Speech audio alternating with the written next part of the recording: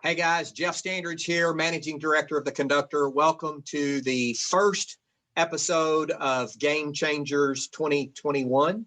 I hope you're all doing well. I hope you had a great holiday season and you're ready to hit the ground running in 2021. You've got great plans for the year. We are very excited to have with us Kristian Andersen. Kristian and I go back a few years. Always enjoy visiting with Kristian. Kristian is a Conway, Arkansas native, or moved here at a young age, I guess I should say. I call him a native because it sounds better. We'll learn more about Kristian as he talks with us today. But Kristian, you need to know, is an innovator. He's a founder, an entrepreneur. He is an angel investor and a venture capitalist. We're very, very fortunate to have him with us today. Kristian, welcome. It's great to be here, Jeff. Thanks for having me. You bet. And you are in Indianapolis today, right? I am. It's where I kind of make my home most of the time. But you are right. I absolutely and unequivocally refer to myself as a Conway and Arkansas native. So no need to caveat that. I wasn't born here, but as the saying goes, I got there as quickly as humanly possible. Well, I tell people that I'm a Texan by birth, but I'm an Arkansan by choice. So I love it. Similar kind of story here.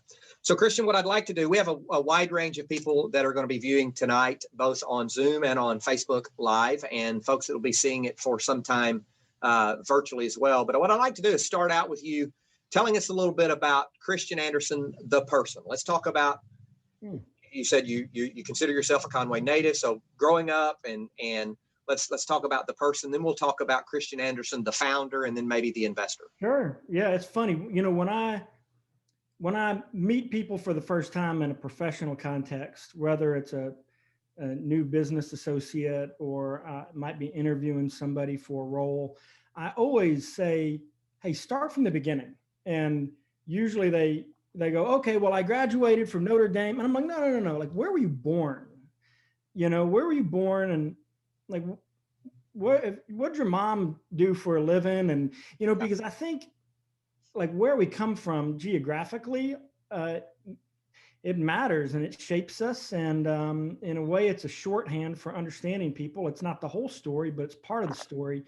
And it's funny, people usually say, nobody ever asked me where I was born. And then, you know, and then 45 minutes later, we're still in junior high. And I've learned more about that person than I ever would have if all we had done was, you know, ruminate on their LinkedIn profile. So I was actually born in New York.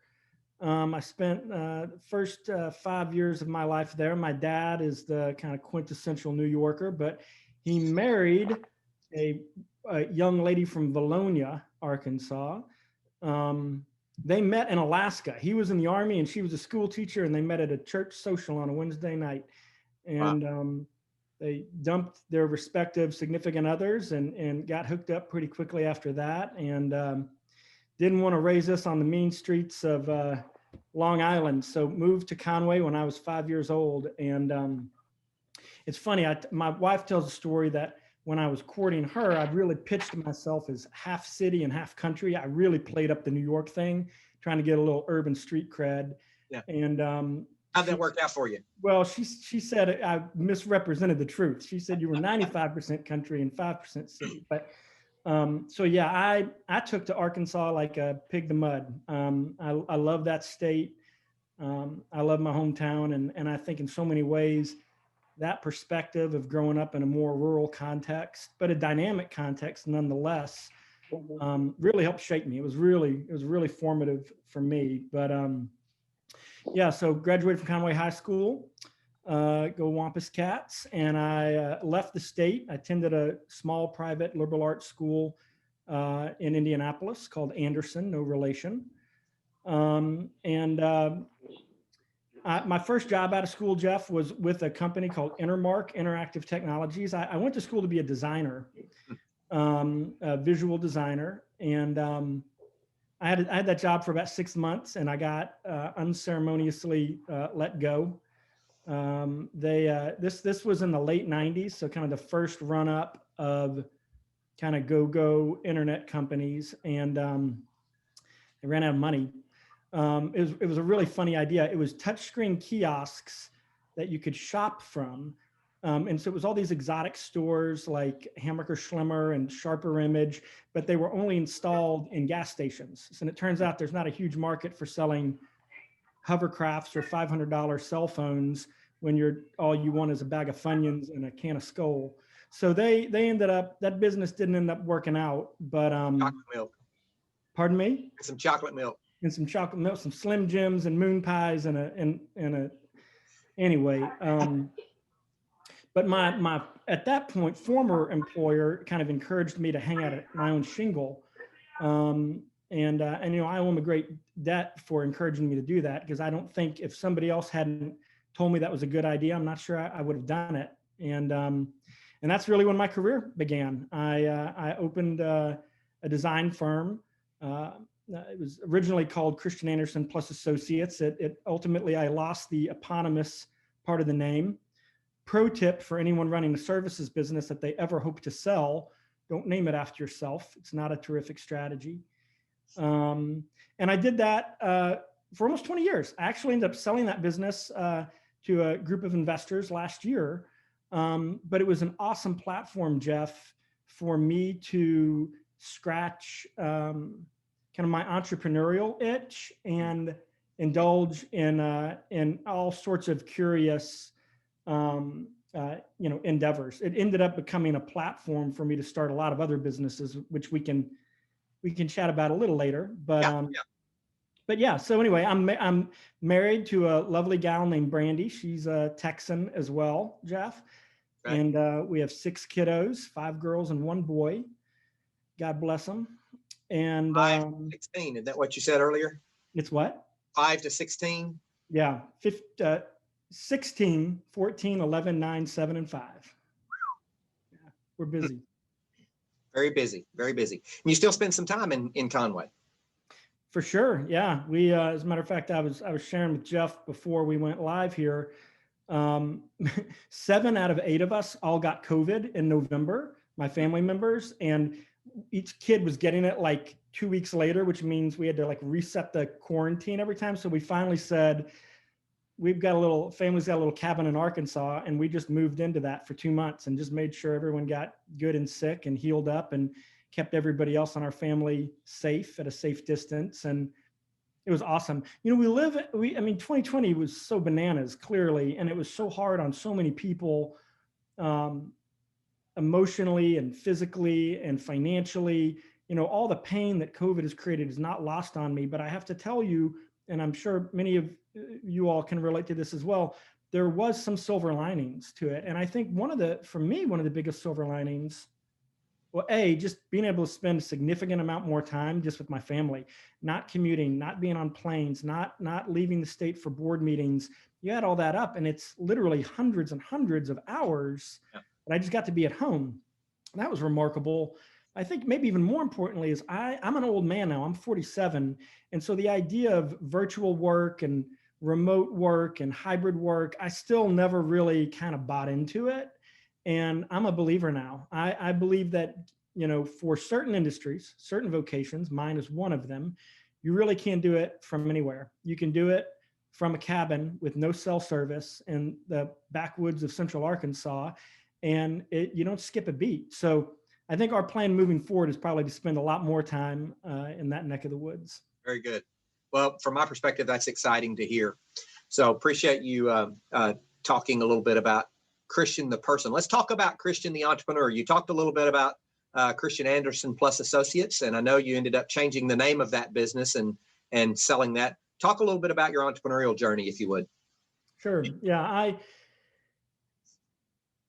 Yeah, it's funny. Like I'm like the least pedigreed investment professional you're ever going to meet. So it's not a normal, it's a pretty circuitous route.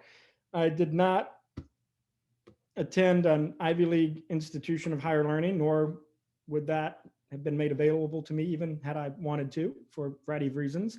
My high school transcript being the primary reason. My degree's in design. I spent years like running away from the idea of being an artist. I wanted to be taken seriously. I wanted to be thought of as a business person, not a creative person. And then of course you spend the back half of your life trying to be thought of as a creative person, not a suit. So I spent kind of the first half of my career like doing everything in my power to be taken seriously as like a business person. And it's funny, the whole time my superpower was in fact kind of embracing my kind of artistic side, my creative side. And I when I talk about design, I think about it like with a big D. So not necessarily visual design, but just the design of, systems, experiences, what have you. And so I started this firm. And for those of you who are from Arkansas, we have a saying there, which is if the wind's blowing hard enough, even turkeys can fly. And this was the late 90s. And the country was awash in the first big wave of kind of venture capital flowing into tech companies. And I was lucky enough to be able to position my firm to serve many of those companies. And, early on, we began working on exclusively with kind of tech enabled, or, back in the day, they now call it SaaS. A long time ago, they called it ASP, or application service providers. Mm-hmm. And that's what we focused on. And Jeff, I just did everything. What do you need? You need a brochure, you need a website, you need someone to host your email, you need somebody to design a trade show booth. Just one of my dad's pieces of advice to me early on was you say yes, and the and should be followed by, can be followed by change requests and additional invoices, but you just say yes. And that's what I did. And we built a wonderful business doing that. But at one point I woke up, Jeff, and I'm looking over my shoulders at my clients, my customers, many of whom had become friends. And these businesses they're going public. They're fabulously successful, $1 billion plus valuations. And I was like, services business is hard. You're selling brains by the pound, and the way you grow is by hiring more brains. And the growth curve, even for the highest performance services businesses, it's relatively linear, or additional. And I really began to think deeply about how might one scale a services company like a product company. And I think the first kind of accidental innovation I tumbled into was taking equity positions in our customers in lieu of cash compensation. I own the business outright.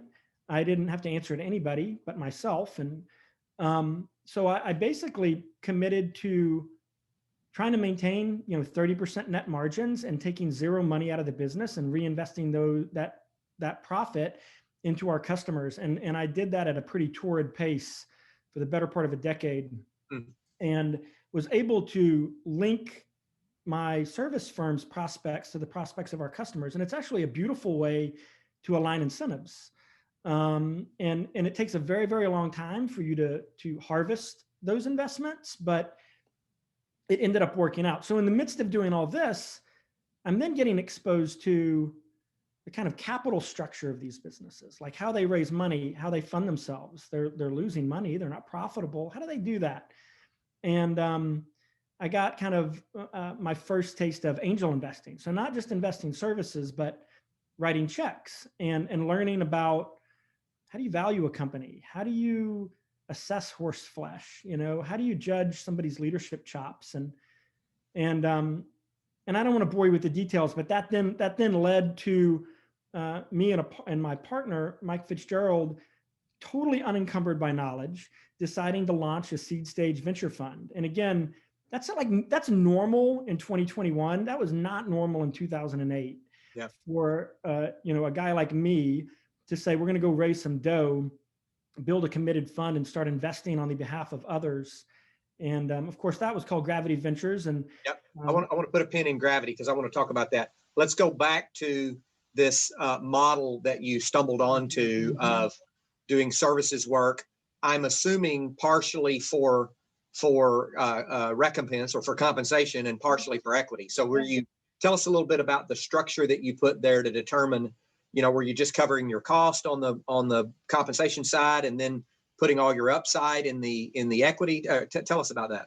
Well, ideally, my plan was achieve 30% net margins and use that spread to invest in the companies. In reality, it didn't work out that way every time. We had other, full freight customers that would underwrite that. So like a real quick sketch would be Acme Anvil would come to us and say, we'd like your help designing and launching this new digital product. We would say, great, that's $200,000. And depending on where they were in their life cycle, where they were in their funding cycles, I would, and ultimately we got a reputation for doing this, which meant companies would come to us and say, can we get that deal? But early on, I would say, hey, let's do 100 in cash, and I'd like 100 in equity in the business. Okay. And, it's funny, like the really good entrepreneurs didn't want to give me equity, right? They were like, no, I'll just give you the money. And I would kind of, I'd fight for it. So it would range from 50-50 to 70-30, somewhere in that range. Got it. Okay. And over time, we just got a lot smarter about it. We initially we would just show up on the cap table, and I realized that I had no basis in those businesses. And so later on, they would pay us the 200 grand, and then I would turn around and write a check for 100K back into the business. But yeah, that in crayon math, that's how it worked. Sure. Understand. Very good. Okay. So, we'll transition then from kind of entrepreneur and founder and to Gravity Ventures and to the investor world. If we, well, Jeff, I should say one more thing too, because there's one like third phase to what we did with that business that I think is interesting. You may not. We'll find out, I reckon. But angel investing, starting the fund, investing services for equity. And then we got to the point where we said, listen, we've got, 30, 40 folks here, MBAs, designers, engineers. Why don't we build our own products? Why don't we launch our own companies? And I would partner with a CEO and others. And we began to just deploy Studio Science's resources against net new business creation. And we did that several times. And many of those companies went on to become, real companies. I would say we did 5 of those. And I would say, those companies have gone on to raise, close to 100 million in VC, employ many, many hundreds of people, and become real companies. And that was when the light bulb really went off for me, Jeff. And that's when I got religion around, the 8th wonder of the world, which is SaaS revenue, the power of compounding, recurring software revenue, and just the magic of software, 90% gross margins, right. And the ability to build value in a way that, quite frankly, has never existed in the history of the world. And I think that's that's a foundational part of kind of what, where we ended up going next. Very good. Very good. And you mentioned Studio Science. So you changed the name of Kristian Andersen plus Associates to Studio Science. Yeah. And I guess that helped with the exit. Well, yeah. We started getting people started sniffing around, and I got some good advice, which was, you don't want to have to answer the question of, what your role is going to be moving forward. And so I just engineered myself out of the business. 4 years prior to selling it, hired a leadership team. At that time, I had moved back to Arkansas to kind of spend more time with my family and friends, and still owned the business, but was really quite intentional about taking me out of the day-to-day. And that was the single most important decision I made in the run-up to selling the company. Tell us a little bit about that process of giving up your baby, so to speak, and installing a leadership team, and maybe how that worked out, or maybe didn't work out, and how it ultimately, because that's a struggle for a lot of entrepreneurs. Yeah, it is. It worked out. I heard somebody say once that they look for laziness and brains in most promising founders. And I wouldn't say I'm lazy. I'd say I'm a pretty hard worker. But I got to a point kind of on the back half of running Studio Science where I didn't want to run it anymore. It was operationalized. We had the processes in place. We had it. It was a services firm, but in many ways it ran like a product company. Very repeatable, consistent revenue. And I had made the mistake in the past of hiring people around me that amplified me. I was like, how can I build people around me that allow me to do more? And the reality is, if you want your business to transcend you, you have to bring people alongside you who are just better than you, period. And that's not that they were better at me at everything, but they were better than me at most things. Yeah. And so it's a better person to run the design studio, a better finance person, a better account person, better creatives. And once you see the magic of hiring people who are better than you, who are going to push back, you don't ever go back. You know what I mean? And so that was a key. And a lot of that was luck. It's not that I was just so humble and so bright that I was able to run that playbook perfectly the first time out. I had made some hiring mistakes, and there's really no teacher that's quite as efficacious as failure. So I kind of knew what round 2 needed to look like. What do you think the biggest mistake you made as an entrepreneur? Or at least one doozy? Oh, well, yeah. Okay. That's a good question. I mean, I've made a lot. I would say it's a general mistake, not a specific mistake. Okay. But it would be overestimating my competitors and underestimating myself. And I'll put a finer point on that. I really struggled with, do I deserve to be here? Like I kind of never, I couldn't even believe, you know, and I've achieved like different levels of kind of incremental success professionally. And every time I just remember, you know, it's just classic imposter complex stuff, I guess, you know, just, I don't know that I would have been able to articulate it this way, but what I felt in my stomach was, I don't deserve this. I'm going to get found out. You know, and that weighed on me. And at some point, I ended up going and doing this little executive education program at Harvard. And I remember going, and my classmates were, you know, the CMO of Target and, you know, the head of Pentagram Design Partners, and, you know, just all these really people that were clearly far, far, far smarter, more advanced, further along in their careers, more accomplished, more credentialed. And it was really intimidating. And this is like, you know, a little month-long executive education program. It wasn't like, you know, I was going to Harvard Law or anything like that. But I remember going into that, and the level of intimidation I had, and just, hey, Kristian, don't talk, just listen, you know. And then leaving a month later, and a huge switch flipped for me, which was, yes, those people are smarter and faster and stronger than you. But I used to think it was like this, and it turns out it's like that. Like I could see them where they were. And that was, for someone, you know, I didn't go to an elite school. I didn't have, you know, a bunch of Tony elite friends. I didn't know what I was capable of, right? So putting myself in a position where I could benchmark myself against world class was really important for me. And it wasn't that I discovered I was as good as them, but I discovered I wasn't as far behind as I thought I was. And that may seem kind of hokey, but I honestly think that's when the handcuffs fell off for me personally. And I began to believe that, as cliche as it sounds, that, you know, if you've got a big enough motor and you don't quit, there's really no limit to what you can accomplish. Listen, doesn't sound cliche to me at all. I get it. I tell people all the time, you know, that I went to college with a triple major. I only barely finished with one, and I crammed that 4-year degree into almost 6 years. So I get it.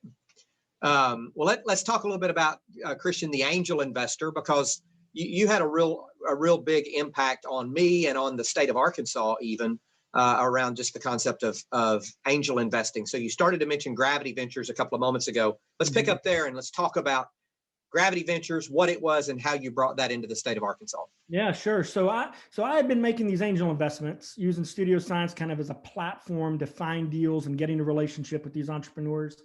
And increasingly, my friends, you know, people I hung out with, went to church with, worked with, would say, "Hey, Kristian, I'd like to do that too. You know, I've got some money. You know, could you get me in one of these deals?" And I realized it's just not that simple. Meaning, to have a shot at generating any kind of meaningful return in early stage investing, you have to take advantage of portfolio theory. You have to make lots of bets, and those bets have to achieve some kind of efficient frontier over time in order to generate, you know, returns. because most of these companies don't work. So the idea of, Jeff, you coming to me and saying, can you get me into one of these deals? Yes, but probably just one. And that 50K you've got, you're going to put it in that business, and you better keep your fingers crossed. But statistically speaking, you're not going to make any money. So, there's this idea of being unencumbered by knowledge, right? The beginner's mind. So I have like the ultimate beginner's mind, because I just don't know a lot of stuff. And I certainly didn't know anything about, setting up a fund. But my friend Mike and I said, what if we just went to 20 guys, 20 gals, 20 friends, 20 neighbors, and asked them all to put 50K in. We'd have $1 million, and we'll go make $100,000 investments. And of course, I don't know anything about management fees or what it's going to cost to prepare taxes or how much time it's going to take to chase down K1s or any of that, which is good. Like, it's really good. Like, I think being delusional is probably the single most important character trait for a successful entrepreneur, because being delusional is just suspension of disbelief. Like, if you know how hard something's going to be, how long it's going to take, how much more money it's going to cost than you thought it was going to cost, nobody would start anything, right? So we didn't know what a pain in the butt all that stuff was going to be. And so we went to 20 folks and said, put 50K in, and they all did it. And we said, here's what we're going to do. We're going to set this up not as a traditional fund LP structure, but as a member managed LLC. You 20 folks are going to come to a meeting once a month. We're going to have beer and pizza. We're going to invite 3 companies to come in and pitch, and we're going to make a decision as a group, very democratically, to fund these companies. And we did that. And I would say we were pretty good at it. We moved really quickly. And you go back to 2010 in Indianapolis. If you had a reputation anywhere in the Midwest, Chicago, Detroit, if you had a reputation for writing $100,000, $150,000 checks within 2 weeks of meeting an entrepreneur for the first time, guess what? By 2013, we were getting over 1,200 business plans a year sent to our email address, from all over the country. And we didn't write big checks. It wasn't that we were super smart and strategic, but we were founder friendly. We moved quickly. We made decisions crisply. And we didn't, I think we were good partners. Right. And so we did that in Indy, and we did a few of those. And when I moved to Arkansas, I got interested in the idea of, could this model work in a region, like Little Rock, and lo and behold, I was able to find remarkable partners like Jeff and Mike Smith and Ted Dickey from Innovate Arkansas, who was like, you know what, let's give it a shot. And it's cool to see the legacy of that. And what I think of as the legacy, by the way, is just the democratization of access to startup investing, which historically had been limited to ultra high net worth people who have proprietary deal flow. But what happens when you democratize access to that? I think something really special happens. No, I think you're right. And that, I still remember that call you made to me about Gravity 3 and the influence that it had on me that ultimately resulted in Cadron Creek Capital being started here in Conway, with 62 investors being involved over the course of the next few years. So huge impact there. And you really brought that whole concept of member managed venture funds to the state of Arkansas, which I think really took us to a different level from where we had been in the past. So you're at a completely different level of investing now with High Alpha. Would you talk to us a little bit about what High Alpha is, how you came to be a part of High Alpha, and the way you go about launching some of your companies? Because different from a venture fund, it's an actual venture studio, and I'd like you to talk about that concept as well. You bet. So I started High Alpha with 3 partners almost 6 years ago. It's based in Indianapolis. My 3 partners are longtime friends and colleagues with whom I had either started, invested, or served in a professional context over the years. And all 3 of them, Scott Dorsey, Eric Tobias, and Mike Fitzgerald, just remarkable human beings, incredibly accomplished. The impact the 3 of those have had on Indy, it's really transformed the landscape. They were at a company called Exact Target, which was a Indy-based software company that got purchased by Salesforce for almost $3 billion. in 2013. And people talk a lot about like what needs to happen to transform a startup ecosystem. I will tell you, sell a company, start it there, grow it there, employ a couple thousand people, and then sell it for $3 billion. That will transform the startup ecosystem. And you know, there's lots of other things that need to be true, that need to be in the soil to make that happen. But, you know, I tell founders all the time, if you want to change Little Rock, or you want to change the complexion of Fayetteville, when you get that first offer to sell your company for $20 million, which will change your life and maybe your grandkids' life, say no, right? Because the only lives that $20 million exit is going to change is yours. You're going to buy a big house, maybe two, and get to drive a Range Rover around. If you want to transform a community, you have to build something really big, really durable, and really valuable. And that takes a long time. And it requires you saying no a lot, right? And not taking the off-ramp until you get all the way to the destination. So knowing like where you want to go, I think is really important. You want to build $1 billion business? Because if so, you better gird your loins, because if you're doing it, there's going to be a lot of people knocking on your door trying to take you out way before you get there. Yeah. And these guys did that. They said no a lot, and they kept building and kept building and kept building. And so they were all at Salesforce via the acquisition, and were making plans, as is often the case, to do something else after that. And it was really cool.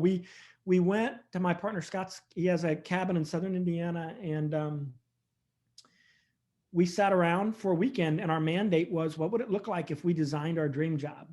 Now, which is a privilege that few people ever get to indulge in. Mm-hmm. And it's not lost on me what a privilege that was that I got to do it, but that's what we did.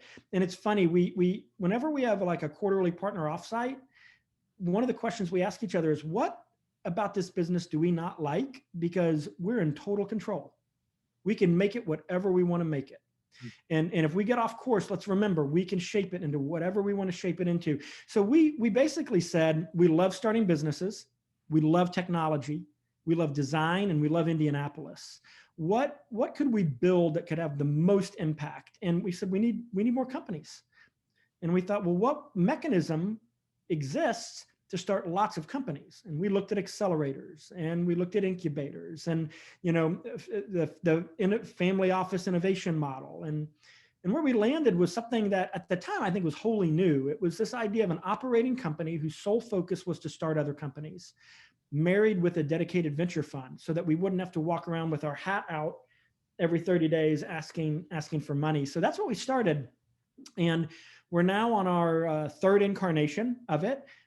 We haven't announced it publicly, but we'll be announcing in the very near future that we've raised our third fund. You know, High Alpha 2 was a $85 million venture fund and a $20 million studio. This will be a little step change up from that. But our ambitions have not waned, and we've launched 28 companies to date. And so that's going from idea to NewCo. And the team that I run at High Alpha is called the business design team. And so it's my job when I get out of bed in the morning to dream about what new products and businesses we're going to be creating. And I've got a small team. It's led by a guy named Eric Smith, who's an absolute gem of a guy, super bright guy. And we basically take hundreds of crazy ideas and work them through a funnel. And once a quarter, we shut our office down for an entire week. We split into 4 teams of 10 to 15 people.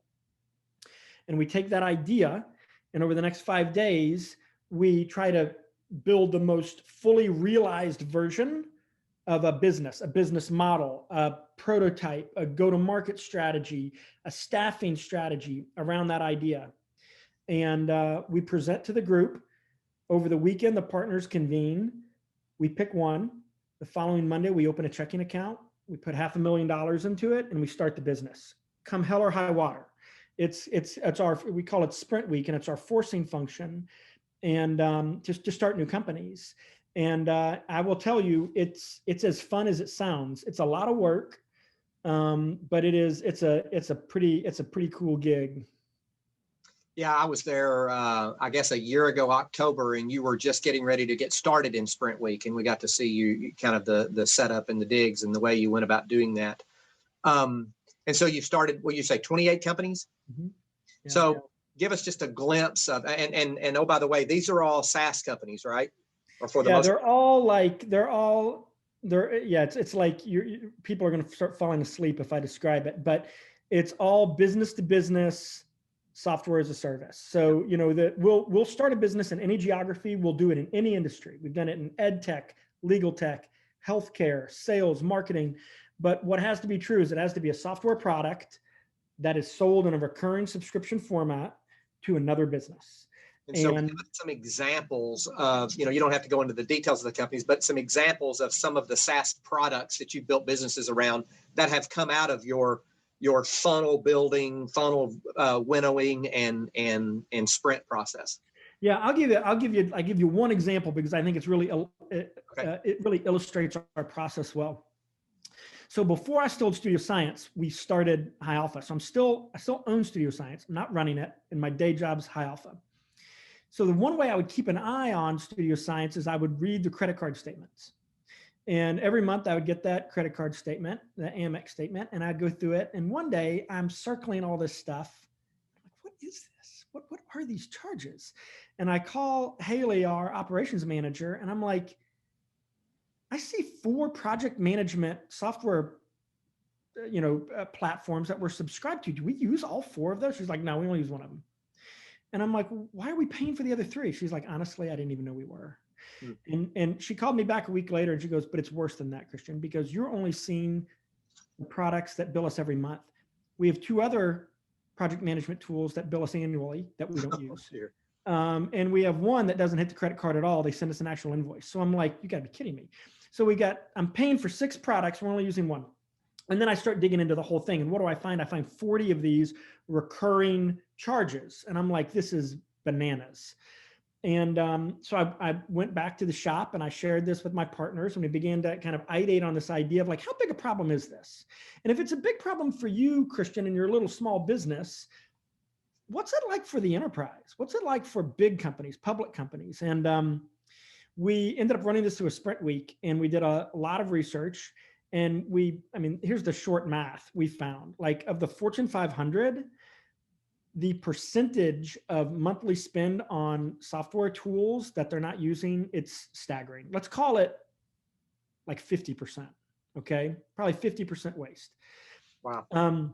In addition to that, back in the old days, if you wanted to sell software to a big company, you put on a suit and you flew to the client site and you took them out for a steak dinner and you talked to their lawyers and their CFO, and it took 6 months, and you got a deal paper and it got done. Today, if you have 1,000 employees, you have 1,000 people in procurement. They just swipe their credit card and then charge it back to the company. And so you've got all this security exposure, risk exposure. What happens when somebody gets fired? How many of those people do you think are having their accounts turned off? Very few of them, right? So turns out very big opportunity, very big problem. And I went from that, wow, we're paying for too many project management tools at my little small business, to 6 weeks later starting a new company called Xylo, and that company is doing incredibly well. It's backed by Bessemer Venture Partners and Menlo and GGV, and run by an amazing CEO named Eric Christopher.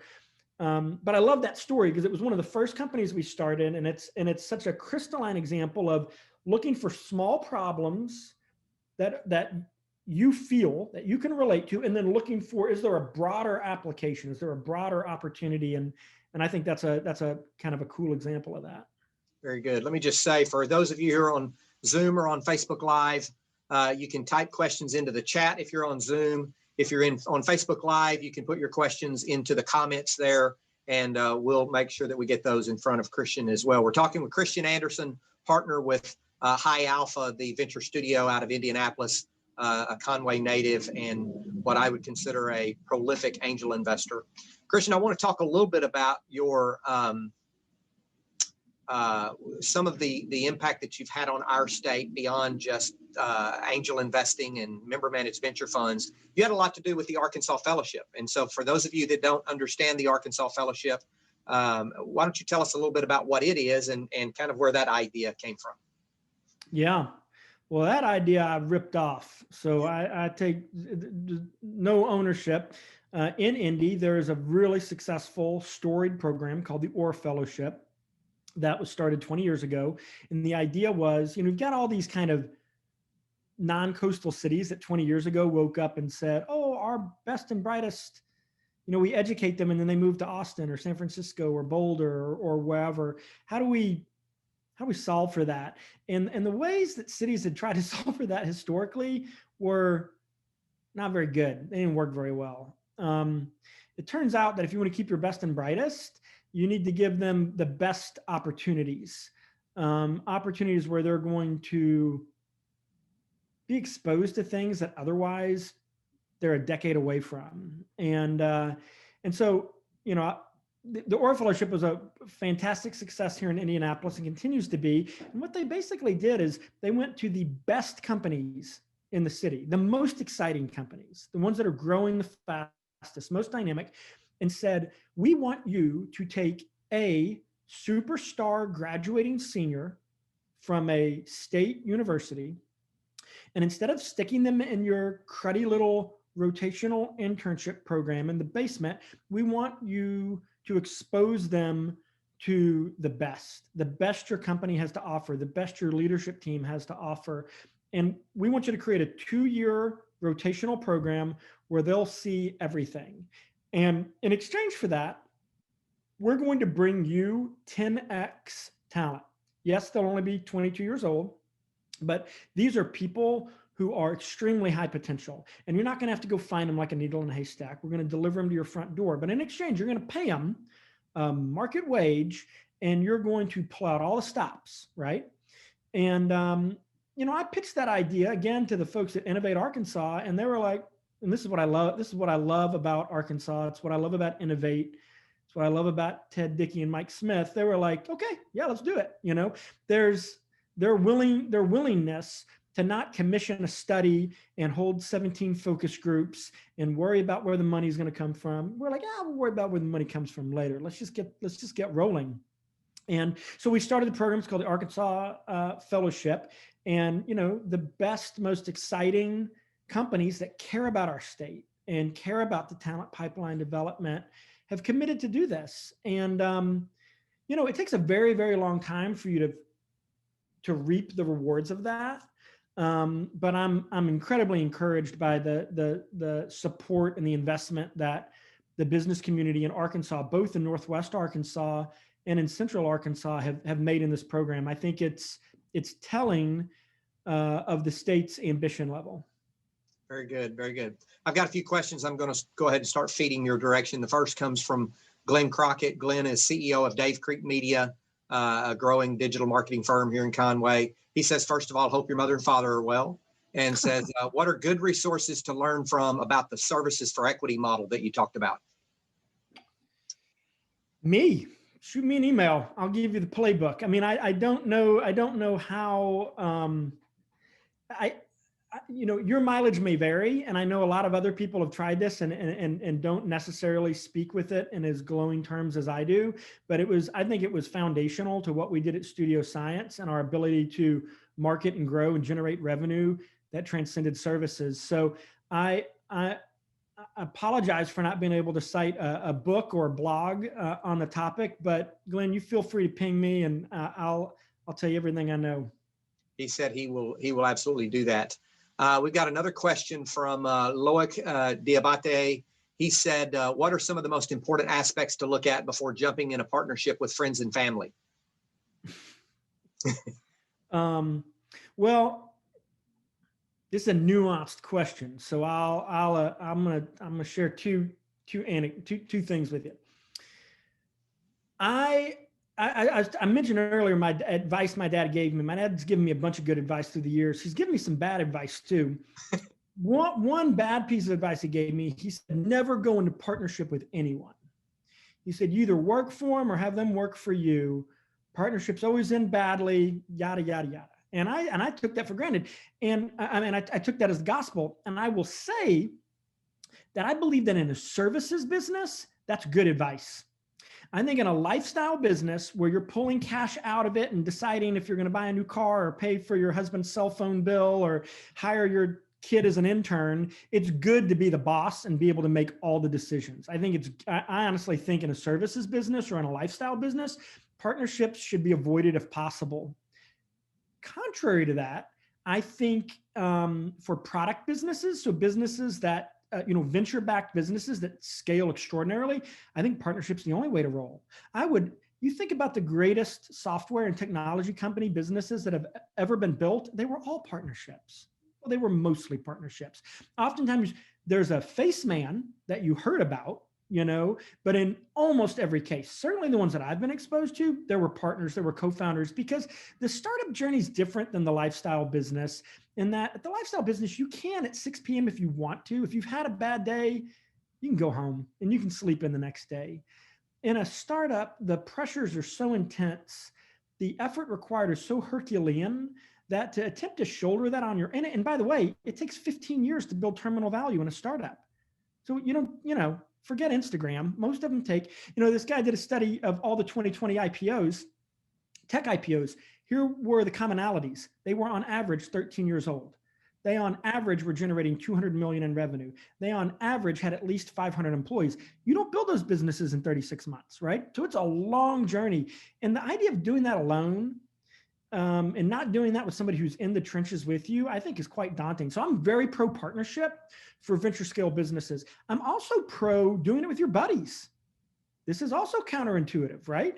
I think friendship is incredibly important in partnership. And I think if you can already complete each other's sentences and you know each other's strengths and weaknesses, I think you should do it. I think you need to go into it with your eyes wide open.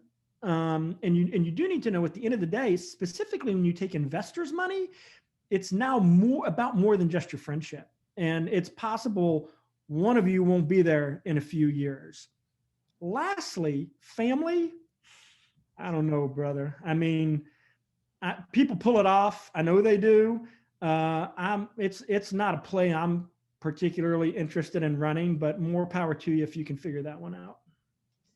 So you alluded to this a little bit, and so I want to see if you agree with this perspective and or if your agreement is nuanced or what have you. But we had a speaker that recently said that the number one purpose of investors is to build the wealth of entrepreneurs, because that's when communities and thus the investors see the most returns.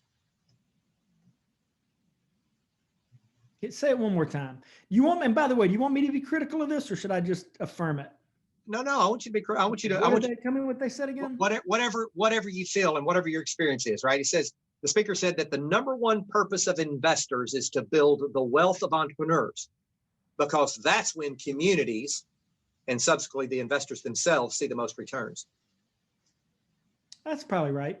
I think it's clever. That's clever. That's a clever way of getting at it. I mean, as an investor, you're a capital allocator and you are beholden to your limited partners, the people who've given you the money, and their minimum expectation is for you to give them $3 back for every dollar they gave you. So it is important to realize that if you're not return driven, you won't be a very good investor. You won't be an investor for very long. The magic in that comment is the alignment of incentives.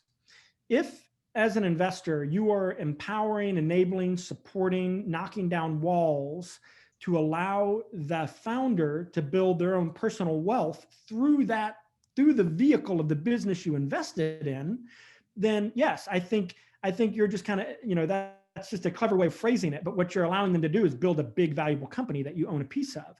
And certainly there are unsophisticated investors that spend a lot of time trying to figure out how to take away from the founder, how to screw the founder, how to take advantage of founders.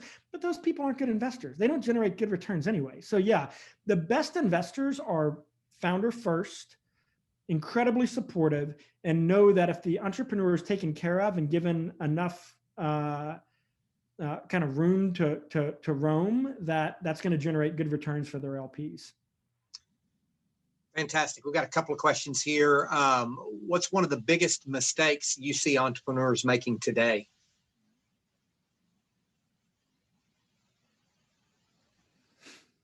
I like these open-ended questions. They really allow me to flex my experience. I'd say right now, and as we sit here in January of 2021, We are awash in cash. There's no shortage of capital. There's so much dough splashing around in the ecosystem that bad ideas are getting funded.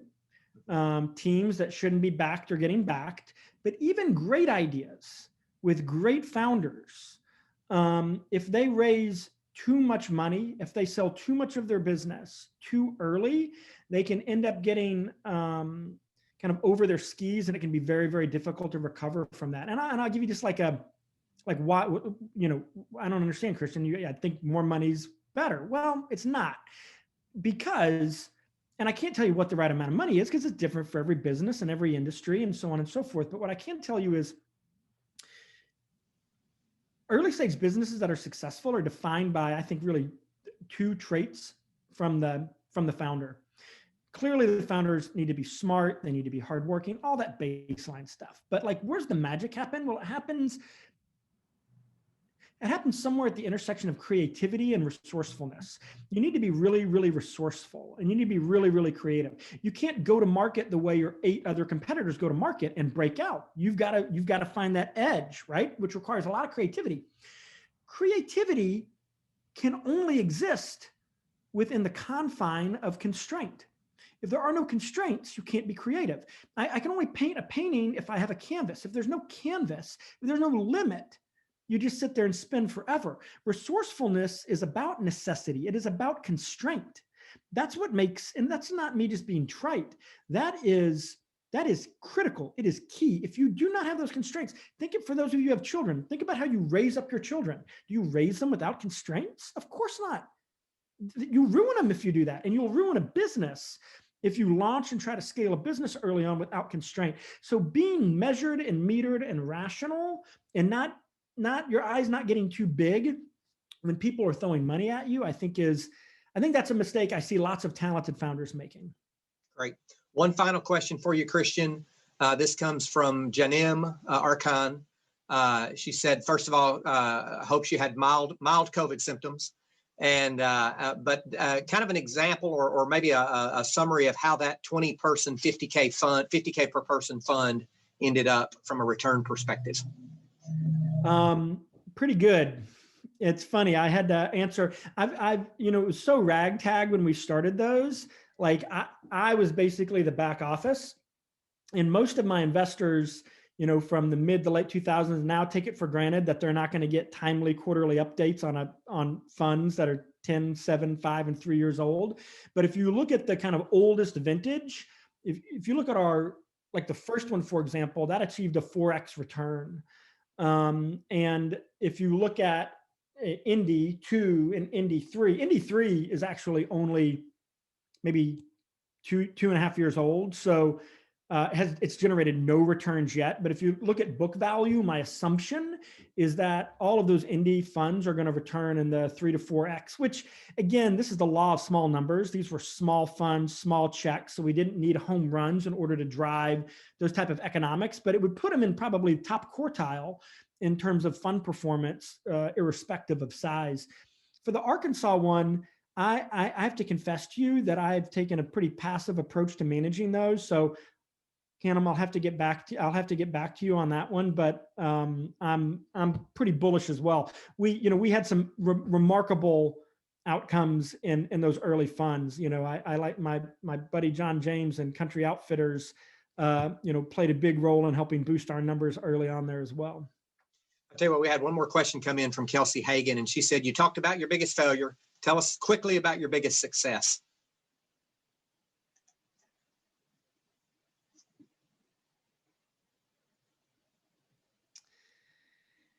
Oh man, I don't know. I mean, professional success, or can it be any success? Any success, Kelsey? Give us thumbs up or thumbs down. She says thumbs up. Any success? All right. It's hard not to talk about family. I celebrated 19 years of marriage yesterday, so I've got marriage and I've got my bride kind of on my mind. And again, it's everyone. Pardon me? I said, let's be clear. You married up. Yeah, and I know, but it's also like this thing where people are like, well, I want to thank my husband or my wife or whatever. But I will tell you, somewhere at the intersection of Brandy, and you know what I think? I'll give you the answer.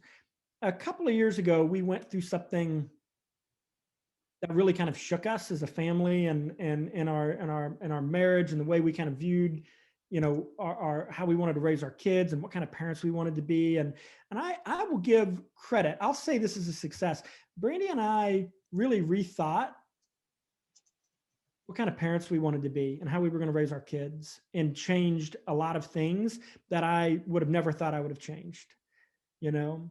And it's played out in lots of interesting, beautiful ways. But, you know, we codified a set of values for our family that we try to live by and instill in our children, and make decisions with.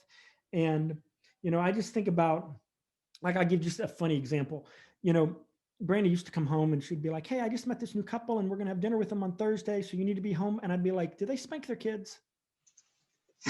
And I was like, because like if they don't spank their kids, I'm probably not gonna like hanging out with them. You know what I mean? Like I had all these kind of ideas of what it meant to be like a good dad, and to be a disciplinarian, and demand excellence, and, you know, forcing people to kind of conform to my expectations. And I'll tell you, I will give credit to Brandy and I. And it was not easy, but rethinking family, and rethinking parenting, and rethinking our relationship. And, you know, I don't know who, Kelsey, check back with me in 10 or 20 years and I'll let you know how big the therapy bills have gotten. But, you know, like at this juncture, that feels like a pretty, that's on my mind right now. So that feels like a pretty big success. Very good. I'm going to have one more question for you, and it's going to be for you to leave us with a nugget. But before I do that, I'm going to give Grace Rains, the Director of Operations for the Conductor, to apprise us all of a few events and other things coming up. Grace? Yeah. So Kristian, thank you so much. I've taken a bunch of notes. I have a million questions for you. But for those of you on the call today, we are closing out a 3-part series for QuickBooks next week. So if you haven't been able to tune in for that, please join us next week for the end of that 3-part series. But the biggest thing that we have happening next week on Thursday is we're launching the Creating Startup Junkies book. And so that will launch on January 28th. And so you can go to creatingstartupjunkies.org. You can pre-order. You can join us for a virtual book signing that day. You get to hear from authors Jeff Amrine and Jeff Standridge, our very own, to talk about the book and creating entrepreneurial ecosystems in unexpected places. So with that, Jeff, I'll throw it back over to you. Fantastic. Kristian, last thing, leave us with a nugget, right? Whether it's a leadership nugget or a business success nugget, give us your best shot. Okay. Y'all ready for this? We're ready. All right, good. I would say success in life is largely coupled to your ability to tell good stories.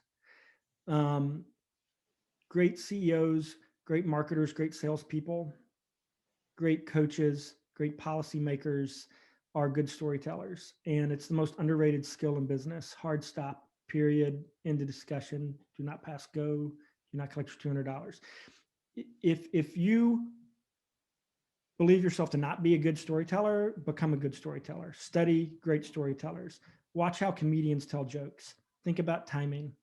Think about being more creative in expanding your vocabulary, mastering the English language. Study how great writers write. Understand the structure of plot. Understand what it means to introduce a protagonist. Who's the antagonist? What's the denouement, the climax? You know, I mean, the ability to tell a story, whether you're, you know, courting your future wife, or trying to get a contract closed, or recruiting a superstar prospect. I cannot overstate how important it is. And I cannot overstate how few people spend time trying to hone that craft of narrative, shaping narratives, telling stories. When you think about the people you most admire in business and politics, in sports, I guarantee you they're great storytellers. And you're not born a great storyteller. You can learn it.